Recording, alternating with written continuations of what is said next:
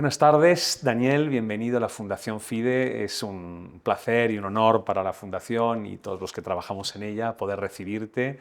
Vamos a tener ahora dentro de unos minutos un seminario contigo sobre el futuro de la democracia y coincide este seminario precisamente con la muy reciente publicación de tu última obra que lleva este mismo título, y me gustaría empezar preguntándote precisamente por este libro, que por otra parte, digamos, se inscribe en una línea de investigación y de pensamiento en tu caso, pero ¿cuál es la singularidad de este último libro y por qué lo has escrito?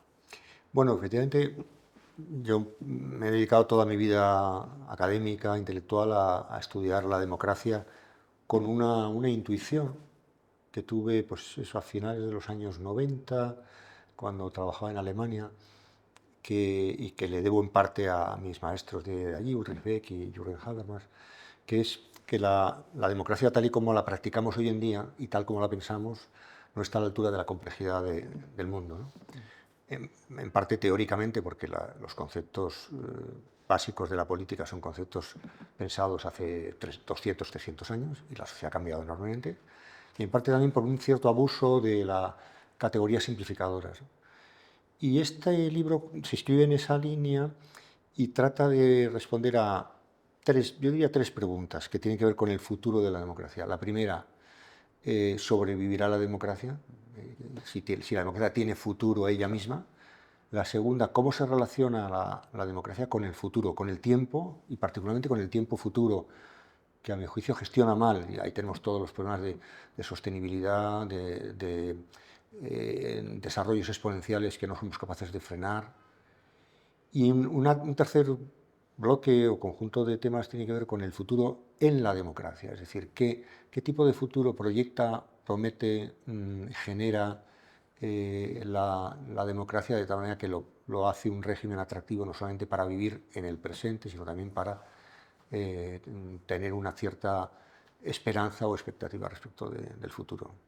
Es decir, Daniel, tu libro es un libro, podríamos decir que es un libro optimista, pese a que su publicación tiene lugar en un momento en el que, digamos, impera una cierta ansiedad, muchas preocupaciones, inquietudes. Luego hablaremos un poco del Sí, diagnóstico que tu libro también contiene. No sí. solamente contiene terapia, contiene diagnóstico. Pero dirías, antes de ir a eso, que es un libro optimista. ¿Tú eres optimista? Yo me defino como una persona optimista por obligación, porque me educaron así, me educaron para ser optimista, me educaron desde el convencimiento de que el optimismo era una obligación moral, no tanto un estado de ánimo, ¿no? Dicho lo cual, la cuestión de si soy optimista o pesimista respecto del presente o del futuro no me, no me parece nuclear, porque creo que remite, y la gente lo entiende como un estado de ánimo, ¿no? Entonces el estado de ánimo mío como investigador es irrelevante.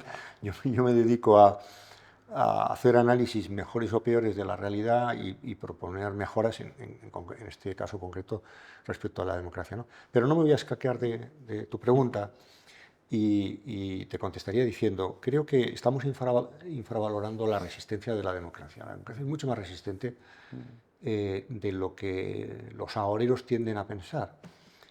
O dicho de otra manera, tenemos que configurar nuestras instituciones de tal manera que no dependan mucho de nuestro estado de ánimo ni de aquellos que eventualmente están al cargo de ellas. Me gusta decir que una buena institución es una institución que resiste el paso de malos gobernantes, ¿no? Y que no nos hace implorar que vengan unos líderes providenciales a arreglar el desaguisado, ¿no? Creo que soy un optimista, digamos, de baja intensidad, un poco zen, porque me gusta más pensar en cómo hacer a la democracia resistente que cómo hacerla prometer aquello que en el fondo no puede. De modo que podríamos decir que el concepto de, podríamos llamarlo, de resiliencia institucional es un concepto, digamos, de alguna manera pivotal en Sí, tu, en tu, sí, en tu forma de ver las cosas. absolutamente, sí. Yo creo que es mucho más importante que las instituciones están diseñadas de modo que sus reglas sus protocolos, sus procedimientos para resolver los conflictos estén bien tasados, bien establecidos, que confiarlo todo al pivote de una personalidad extraordinaria, ¿no? Si eso lo conseguimos, tendremos democracias mucho más resistentes. Yo estoy ahora mismo, claro, como esto es un objeto móvil, ¿no? El objeto de mi investigación es un objeto móvil, móvil además a una velocidad terrible. Y estoy pensando, a mí me interesa mucho saber qué va a pasar en las elecciones midterm en Estados Unidos y cuál va a ser la reacción de Trump y de la Casa Blanca y qué pasará en la siguiente legislatura. Me parece más importante incluso que pensar en Trump, pensar en si... Yo creo que se demostrará que Estados Unidos es o no una democracia resiliente o resistente en su capacidad de recuperar ciertas cosas que ha podido perder en esta legislatura. Bien entendido también, es un tema que trato en el libro, al final como una coda, bien entendido que creo que hay cosas que pensamos que es Trump el que se las ha inventado y realmente ha radicalizado ciertas cosas que estaban ya en la cultura política americana, ¿no? Y que realmente el cambio de página en el escenario internacional ya se ha producido con Trump o con una futura Harris en el gobierno. No me da igual quién esté, pero hay un rumbo del barco, del mundo, de la globalización, que creo que se va a corregir muy levemente. Pero en todo caso, ¿crees, y al hilo de alguna pregunta que vi que te hacían ayer en otra entrevista, una entrevista en televisión, precisamente te preguntaban por estas otras obras, sobre cómo mueren las democracias, sobre si se pueden vaciar desde dentro, si se pueden de alguna manera pervertir sus mecanismos de garantía desde dentro? ¿Tú crees que en general los sistemas democráticos avanzados, o los que consideramos sistemas democráticos avanzados, digamos, preservan resortes suficientes para poder, digamos, contener lo que se puede incluso vislumbrar como un, diríamos, un desarme que se produce desde el mismo seno de las instituciones? Sí, hay un problema y es que la democracia, tal y como la practicamos y como la hemos concebido, produce un engaño óptico. ¿Por qué? Porque la democracia es un sistema político donde cualquiera puede llegar al gobierno y cualquier gobierno puede caer en cualquier momento. O sea, es un régimen básicamente inestable. Además, el discurso público es un discurso negativo. Aquí no hemos venido a hacer amigos ni a que nos alaben, ¿no? El 90% de las cosas que se dicen de los gobiernos son negativas. ¿Por qué? Porque la oposición tiene que cumplir esa tarea, ¿no? Entonces, la impresión que da en los ciudadanos a veces es un negativismo exagerado, ¿no? Entonces, yo pienso que la política, me pongo desde el punto de vista del análisis o desde el punto de vista más radical del ciudadano, ¿no? La política tiene que ser tomada en serio, pero no demasiado en serio. Es decir, no al pie de la letra. Si un marciano viniera a Madrid y viera la sesión de control del gobierno de los miércoles, ¿no? Y no tuviera ningún contexto, pensaría que esto estaba al borde de la guerra civil, ¿no? No digo que esta situación me agrade mucho, pero al borde de una guerra civil no parece que estemos, ¿no? Hay rituales, hay hipérboles, algunas muy perversas y que yo creo que deberían ser moderadas, pero en general eso sirve a la estabilidad. O sea, el hecho de que por ejemplo, los ciudadanos somos cada vez más críticos respecto del poder y eso lo hemos traducido en la idea esta de la desafección, etc. Eso yo creo que es una fase más del avance de la democracia y no de su retroceso. El hecho de que seamos más exigentes con el poder es un signo de madurez democrática y no de lo contrario. Vayamos un poco al diagnóstico que también contiene tu libro, Daniel. Aparecen lógicamente todas las cuestiones que actualmente conforman el debate público. Está la cuestión de la polarización, la crispación del debate público. Está la cuestión de cómo, digamos, el entorno digital transforma la democracia, el poder de las plataformas digitales, los grandes poderes tecnológicos, el auge de expresiones extremas en los espectros políticos, particularmente en el ámbito de la derecha. ¿Qué peso relativo atribuyes a cada uno de estos elementos en el diagnóstico general? ¿Están todos interrelacionados? ¿Hay uno que va primero y arrastra a los demás?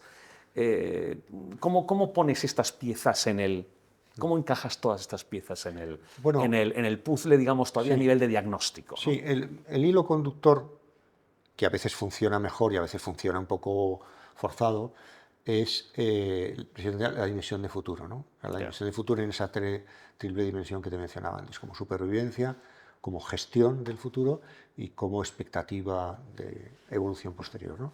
Y en cada uno de esos temas que has mencionado he tratado de que, porque son temas que he tratado en otros libros y que a los que seguiré dando vueltas, pero he intentado que el eje conductor fuera todo eso en su relación con el futuro. Y luego me resulta difícil realmente jerarquizar qué tema tiene más importancia, qué tema tiene menos importancia. Yo creo que el libro también permite eh, que cada uno lo lea como quiera, ¿no? Si FIDE es un think tank, como me has contado, que tiene una mayor preocupación por los temas económico-jurídicos, pues hay una parte en la que me refiero a la difícil articulación entre el Poder Judicial y el resto de los poderes.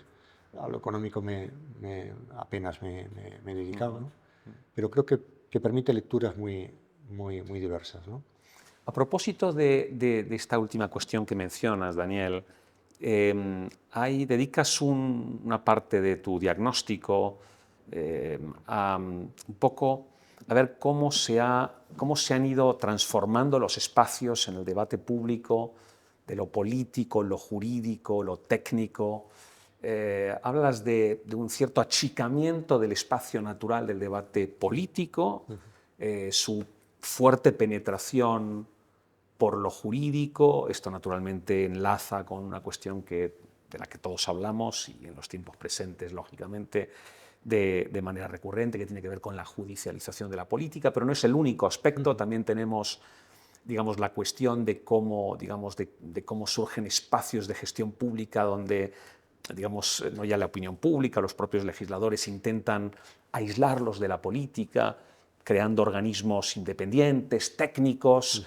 Es decir, un poco esta propensión a, diríamos, hacer burbujas que alejen determinados ámbitos de la responsabilidad pública del ámbito de lo político, ¿no? Como un ámbito en fin, que hay que ir achicando, que hay que ir de alguna manera tutelando, porque diríase que, digamos, que puede, digamos, viciar una toma de decisiones correcta. ¿Cómo ves todo esto? Incluso a mí me ha gustado ver que es una expresión que me resulta muy sugestiva, ¿no? Uno de los epígrafes de tu libro se llama precisamente la juristocracia, ¿no? Y en este epígrafe o en este capítulo abordas todas estas cuestiones. Me gustaría un poco que nos recapitularas tus impresiones en este punto. Sí, el gran avance, el gran invento de la democracia moderna es la división del poder, ¿no? No queremos un poder demasiado concentrado, queremos un poder acotado para ciertas fases del proceso de elaboración de las normas comunes. No es lo mismo quien ejecuta, que quien legisla, que quien revisa su adecuación al derecho, ¿no?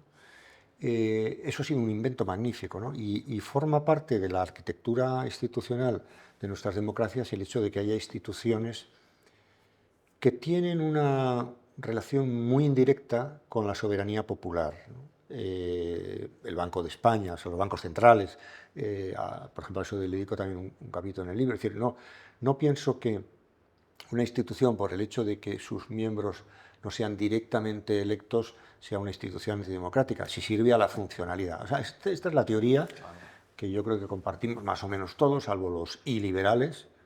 Esta es la teoría. Ahora bien, cuando, por ejemplo, se critica a las democracias iliberales, se tiende a hacer un diagnóstico que a mí no me convence del todo, que es pensar, son democracias iliberales porque sujetan al poder, sobre todo al poder judicial, a los dictados de un ejecutivo, ¿no? Y creo que eso es parte de verdad, en muchos países ocurre así, sin duda, pero también nos encontramos con poderes judiciales que no respetan su propia lógica o que la arquitectura de las decisiones públicas las ha situado en lugares en los que no es apropiado. Por ejemplo, yo hago mucha crítica a la idea de la revisión judicial. Me parece que, por ejemplo, en Gran Bretaña no existe y no pasa nada, no es grave, ¿no? Y yo creo que no se debería hacer un recurso a un tribunal constitucional cuando ha habido previamente un referéndum, porque eso tenemos además una mala experiencia en España, en Cataluña. Eso supone enfrentar dos poderes, un poder popular con un poder judicial, ¿no? Entonces creo, sintetizando un poco la cuestión, yo creo que es muy compleja y tiene muchísimos matices, ¿no? Pero creo que si el gran hallazgo, la gran conquista, la gran invención de los modernos fue la división del poder, nuestra conquista debería ser la articulación de los poderes. Es una tarea que tenemos pendiente. No terminamos de articular bien los poderes, pero no solamente con el judicial. Esa idea de que el poder ejecutivo emana del legislativo y que el poder legislativo tiene la iniciativa legislativa, eso no es verdad. No, No, no, la iniciativa la tiene siempre el gobierno. Por eso, algunas veces he dicho yo, hablando de Europa, porque escribí un libro sobre la democracia en Europa, que criticar al Parlamento Europeo porque no tiene iniciativa legislativa es decir, pues entonces se parece mucho a nosotros, ¿no? Eso ya no funciona así, lo cual da lugar a ciertas disfuncionalidades, ¿no? Y hace que el Parlamento no sea esa institución central que diseñaron los modernos, lo cual a lo mejor, por cierto, tampoco tiene mucho remedio, ¿no? Pero desde luego eso requiere otro enfoque más holístico del sistema político y no tanto una defensa o unos ataques o unos corporativismos que no tienen mucho sentido, ¿no? Claro. Daniel, para ir lentamente concluyendo, a mí me gustaría un poco ir a la parte final del libro, porque hemos hablado un poco de, digamos, la idea que subyace a la obra, hemos mencionado algunos aspectos que examinas, el diagnóstico del que parte tu investigación, y vamos un poco ahora a la parte final, donde hay un poco de terapia, donde hay un poco de deberes, retos, desafíos para el futuro. Eso yo creo que lo concentras fundamentalmente en el capítulo final de tu libro. Para concluir, en definitiva, ¿cuáles crees digamos, que son las asignaturas a las que nos debemos enfocar para preservar nuestra democracia y atender y tratar adecuadamente, digamos, esos problemas que hemos detectado: populismo, auge de formaciones iliberales, determinados desequilibrios entre poderes, con excesos y en ocasiones igual inhibiciones de algún poder, ¿no? En definitiva, ¿cuál es la hoja de ruta que tú esbozas para de alguna manera enfocar la situación actual, tratar también un poco de atenuar las inquietudes que un poco nos acechan y en cualquier caso, aunque no sea tu caso, tampoco el mío, digamos, pero un poco para combatir el escepticismo o el pesimismo democrático? Yo soy filósofo y por tanto no soy un solucionista y soy un hombre poco práctico. Lo intento ser y intento corregirme, pero no me sale muy bien. Y en general, yo creo que si yo tuviera que dar una recomendación, y lo he tenido que hacer en ocasiones, ¿no?, a quien tiene responsabilidades de distinto tipo, yo diría, dediquemos más esfuerzo a comprender cómo funcionan las cosas, hacer buenos diagnósticos. Muchas veces hay agentes políticos aportando soluciones a problemas que no están bien diagnosticados. Eso por definición no puede funcionar bien. Hay un chiste de estos muy malos de un inglés y un francés, ¿no? Hay un inglés que dice, esto funciona muy bien, este aparato, ¿no?, en la práctica. Y el francés le dice, sí, eso funciona bien en la práctica, pero ¿funciona bien en la teoría? Bueno, yo me dedico a esto, ¿no? Y de hecho he escrito varios libros que es una teoría de... Y creo, de verdad, muy profundamente en dedicar más esfuerzo a pensar la realidad. Por ejemplo, en ese capítulo final al que tú te referías, yo hablo de la era Trump y de lo que es, y de las repercusiones que eso tiene en Europa.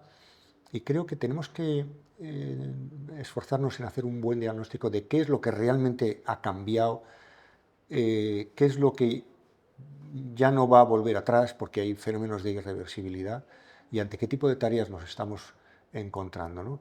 Y si no hacemos eso, y en parte yo creo que, por ejemplo, la Unión Europea ha perdido mucho tiempo precisamente por no hacer Ya, este sí, diagnóstico, no, sí. no enterarse de hasta qué punto había cambiado la situación. Si hacemos este esfuerzo, yo creo que estamos mucho más cerca de acertar que si no lo hacemos. Pues Daniel, muchísimas gracias. Como los médicos, efectivamente, haremos buenos diagnósticos para que las terapias casi, digamos, vengan por sí solas. En cualquier caso, Daniel, mil gracias por estar hoy con nosotros en esta entrevista y ahora posteriormente en el seminario que vamos a organizar contigo. Ha sido un placer, un honor tenerte aquí y, por supuesto, tienes las puertas abiertas. Serás siempre muy bienvenido a esta fundación. Muchísimas gracias y hasta pronto. Encantado, gracias a ti.